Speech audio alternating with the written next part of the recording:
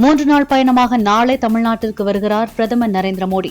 சென்னையில் நாளை மாலை நடைபெறும் கேலோ இந்தியா விளையாட்டுப் போட்டிகளை தொடங்கி வைக்கிறார். பிரதமர் வருகை ஒட்டி சென்னை விமான நிலையம், விழா மேடை உள்ளிட்ட பகுதிகளில் 5 அடுக்கு பாதுகாப்பு மற்றும் கண்காணிப்பு பணிகளுக்காக சென்னையில் 22,000 போலீசாரை களமிறக்க முடிவு. சென்னை ஜவஹர்லால் நேரு விளையாட்டரங்கம், ஆளுநர் மாளிகை உள்ளிட்ட இடங்களிலும் பலத்த பாதுகாப்பு. பிரதமர் வருகையை ஒட்டி சென்னையில் நாளையும் நாளை மறுநாளும் ட்ரோன்கள் பறக்க தடை. பிரதமர் மோடியின் தமிழக வருகையை ஒட்டி பாதுகாப்பு ஏற்பாடுகள் தொடர்பாக தமிழக அரசு ஆலோசனை. பொதுத்துறை செயலாளர் நந்தகுமார் தலைமையில் நடைபெற்ற ஆலோசனைக் கூட்டத்தில் காவல் உயர் அதிகாரிகள், மத்திய அரசின் பாதுகாப்பு அதிகாரிகள் பங்கேற்பு. நாளை மறுநாள் திருச்சிக்கு வரும் பிரதமர் விமான நிலையத்திலிருந்து ஸ்ரீரங்கம் அரங்கநாத சுவாமி கோயிலுக்கு ஹெலிகாப்டரில் செல்கிறார். கொள்ளிடம் பஞ்சக்கரை பகுதியில் ஹெலிபேட் அமைக்கும் பணிகள் தீவிரம். பிரதமரின் வருகையை ஒட்டி ஸ்ரீரங்கம் கோயிலை சுற்றி பலத்த பாதுகாப்பு. பிரகாரத்தில் மோப்ப நாய்களுடன் சோதனையில் ஈடுபட்ட வெடிகுண்டு நிபுணர்கள். வரும் 20 மற்றும் 21ஆம் தேதிகளில் ராமேஸ்வரம், அரிச்சல் முனையில் உள்ள திருக்கோயில்களில் பிரதமர் மோடி சுவாமி தரிசனம் மற்றும் சிறப்பு பூஜை. பிரதமரின் வருகையை முன்னிட்டு காவல்துறையினர், கடலோர காவல் படையினர் இரவு பகலாக தீவிர கண்காணிப்பு.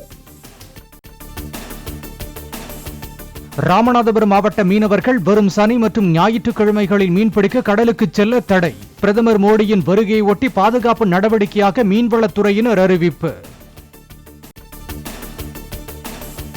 பிரதமர் வருகையை ஒட்டி சென்னை, திருச்சி, ராமேஸ்வரம் ரயில் நிலையங்களில் பலத்த பாதுகாப்பு. வெடிகுண்டு நிபுணர் குழுவினர் மோப்பநாய்கள் உதவியுடன் சோதனை. அயோத்தி ராமர் கோயிலில் பிராண பிரதிஷ்டை விழா நடைபெறுவதை ஒட்டி தபால் தலைகளை வெளியிட்டார் பிரதமர் நரேந்திர மோடி. ஸ்ரீராமர் கோயில், விநாயகர், ஹனுமான், ஜட்டாயு படங்கள் இடம்பெற்ற தபால் தலைகள் வெளியீடு. அயோத்தி ராமர் கோயிலின் கர்ப்ப கிரகத்திற்குள் வைக்கப்பட்டது ராமரின் சிலை. சிறப்பு பூஜைகளுக்கு பிறகு கிரேன் இயந்திரத்தின் உதவியுடன் வைக்கப்பட்ட 200 கிலோ எடை கொண்ட சிலை. வரும் 22ஆம் தேதி பிற்பகல் 2:30 மணி வரை மத்திய அரசு அலுவலகங்களுக்கு அரை நாள் விடுமுறை. ராமர் கோயில் பிராண பிரதிஷ்டை விழாவை ஒட்டி மத்திய அரசு அறிவிப்பு. உத்தரகாண்ட் மாநிலம் டேராடூன் நகர மணிக்கூண்டில் லேசர் ஒளிக்கதிர்கள் மூலம் பிரதிபலிக்கப்பட்ட ராமர் உருவப்படங்கள். மும்பை தாதரில் உள்ள சிவாஜி பூங்காவில் வண்ண மின்விளக்கு அலங்காரத்தில் ஜொலித்த அயோத்தி ராமர் கோயில் வடிவம்.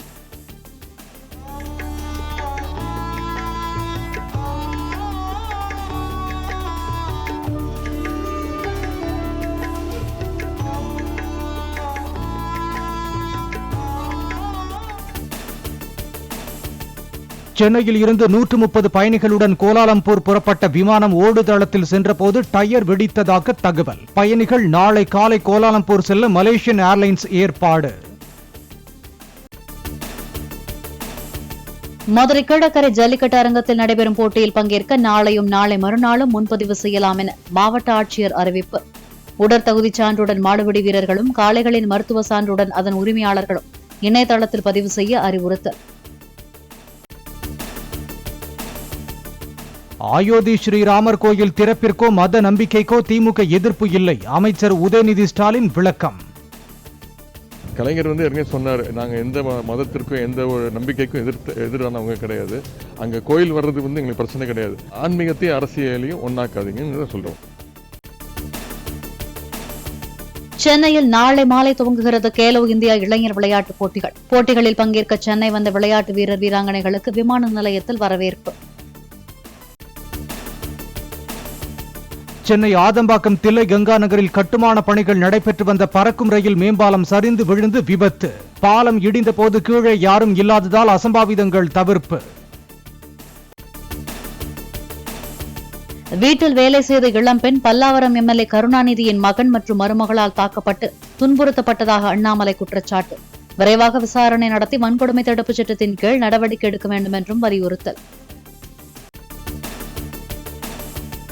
கீழாம்பாக்கத்தில் ஆம்னி பேருந்துகளுக்கான நிறுத்துமிடம் இன்னும் முழுமையாக அமைக்கப்படவில்லை என ஆம்னி பேருந்து உரிமையாளர்கள் புகார். உரிய நிறுத்துமிடம் அமைக்கும் வரை கோயம்பேட்டில் இருந்து பேருந்துகளை இயக்க அனுமதிக்க வேண்டும் என தமிழக அரசுக்கு கோரிக்கை. தென்கிழக்கு அரபிக்கடல் மற்றும் அதனை ஒட்டிய பகுதிகளில் வளிமண்டல கீழடுக்கு சுழற்சி நிலவுவதன் எதிரொலி.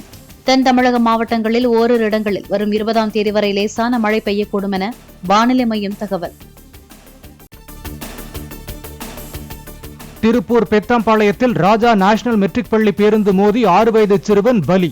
சிறுவனை இறக்கிவிட்டு ஓட்டுநர் பேருந்தை வலதுபுறம் வேகமாக திருப்பிய போது பின்புற இடது பக்கவாட்டு தகரம் இடித்ததால் விபரீதம். சென்னை ஆளுநர் மாளிகையில் நாளை இரவு தங்கும் பிரதமரை அண்ணாமலை உள்ளிட்ட பாஜக நிர்வாகிகள் சந்திக்க உள்ளனர். மத்திய இணையமைச்சர் எல் முருகன் உள்ளிட்ட 30 நிர்வாகிகள் பிரதமர் நரேந்திர மோடியை சந்தித்து பேச நேரம் ஒதுக்கப்பட்டுள்ளதாக தகவல். மினரல் ஆயில் தடவப்பட்ட 122 கிலோ பேரிச்சம்பழம், தரமற்ற 420 kilo muscoth halwa, 625 kilo chips பறிமுதல். குற்றாலத்தில் சிப்ஸ் கடையில் உணவு பாதுகாப்புத்துறை அதிகாரிகள் நடத்திய சோதனையில் சிக்கியது. உலகிலேயே அதிக அளவில் தங்கம் கையிருப்பில் வைத்திருக்கும் நாடுகளின் பட்டியலில் அமெரிக்கா முதலிடம். 800 டன்கள் தங்கத்தை கையிருப்பு வைத்துள்ள இந்தியா 9வது இடத்தில் உள்ளதாக போர்ப்ஸ் தகவல்.